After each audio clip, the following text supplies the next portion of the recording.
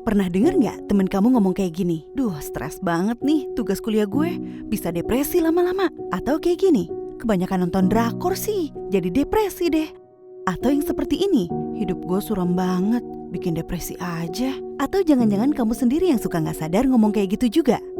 Kalau jawabannya iya, kamu perlu tahu bahwa depresi itu sebetulnya merupakan kondisi mental yang serius loh, dan sebaiknya jangan dianggap remeh atau dijadiin bahan bercanda. Depresi adalah gangguan kesehatan mental yang ditandai dengan rasa sedih berkepanjangan dan kehilangan minat terhadap hal-hal yang biasanya kita gemari.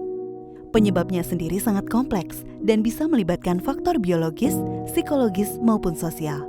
Setiap orang dalam perjalanan hidupnya bisa mengalami masa sulit yang bisa saja berujung pada depresi. Jadi depresi itu bukan pilihan atau hukuman dan bisa terjadi pada siapa saja, kapan saja. Karena penyebabnya sulit untuk diidentifikasi secara pasti, kita perlu mengenali tanda-tanda depresi itu supaya kita bisa tahu apakah kita atau orang terdekat kita mengalami depresi, sehingga kita bisa mencari pertolongan yang tepat.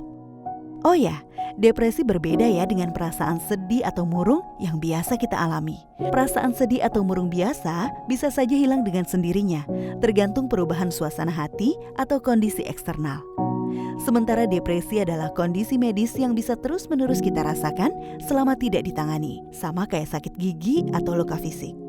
Gejala depresi juga bermacam-macam, mulai dari yang sifatnya internal, seperti rasa sedih, hilang energi, kehilangan minat akan hal-hal yang biasanya kita gemari, hilang nafsu makan, sulit berkonsentrasi, perasaan tidak berguna dan bersalah, perasaan cemas, gangguan pola tidur, munculnya pikiran untuk menyakiti diri sendiri, atau bahkan melakukan bunuh diri. Sampai dengan yang bersifat eksternal, seperti marah-marah, mudah tersinggung, bersifat agresif, melakukan hal-hal yang berisiko, sering mengeluh sakit fisik tanpa ditemukan penyebabnya, sering konflik dengan orang lain, atau ngompol saat tidur bagi remaja, tanpa penyebab yang jelas.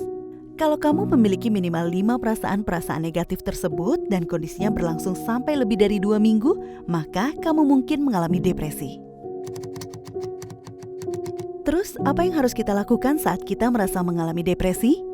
Pertama-tama, kamu perlu ngobrolin perasaan tersebut dengan orang yang bisa kamu percaya. Kamu juga bisa mencari bantuan profesional, misalnya tenaga kesehatan atau dokter, untuk memastikan secara medis bahwa kamu mengalami depresi. Jika kamu mulai merasakan emosi-emosi negatif, kamu bisa mencoba menghindari terjadinya depresi dengan menjaga hubungan yang baik dengan keluarga, teman, atau orang-orang di sekitarmu, dengan cara curhat atau berbagi cerita dengan mereka. Tetap berusaha lakuin hal-hal yang biasanya kamu gemari, walaupun kamu gak punya mood untuk ngelakuinnya. Ibadah atau aktivitas yang bersifat religius juga bisa ngebantu menenangkan diri dan meredakan perasaan-perasaan negatif. Biasain juga untuk tetap makan dan tidur secara teratur, walaupun sulit. Olahraga secara teratur, walau cuma olahraga ringan, bisa ngebantu perasaan kamu jadi lebih baik dan juga ngebantu ningkatin nafsu makan dan kualitas tidurmu. Hindari konsumsi alkohol atau narkoba karena bisa memperparah kondisi kamu. Waspadai pikiran-pikiran negatif yang muncul dan coba sebisa mungkin untuk gak terus-terusan mengkritik atau menyalahkan diri secara berlebihan. Kadang-kadang penggunaan media sosial yang kurang bijak juga bisa bikin pikiran-pikiran negatif muncul. Misalnya waktu kita membanding-bandingkan diri dengan influencer yang sukses. Coba untuk selalu bersyukur.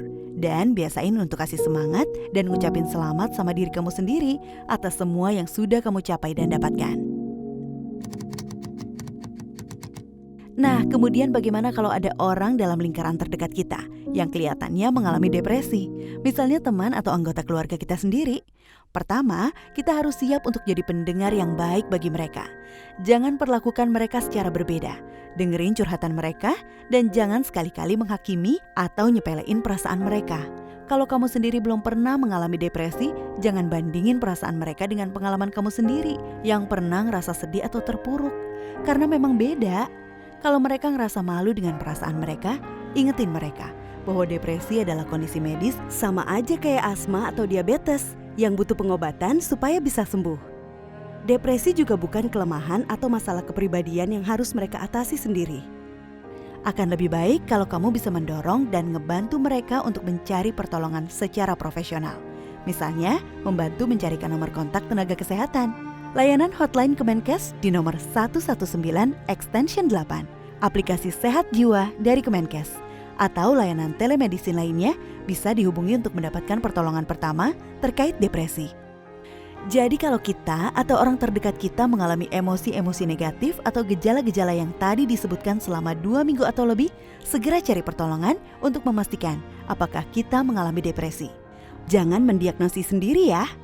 Penderita depresi yang segera mendapatkan pertolongan akan mampu mengelola depresinya dengan baik. Sehingga saat sembuh nanti, dia akan memiliki empati saat harus membimbing atau menolong orang lain yang terkena depresi juga. Dengan begitu, stigma terhadap depresi juga akan pelan-pelan berubah. Sehingga orang yang mengalami depresi nggak ragu lagi mencari pertolongan terbaik supaya bisa sembuh.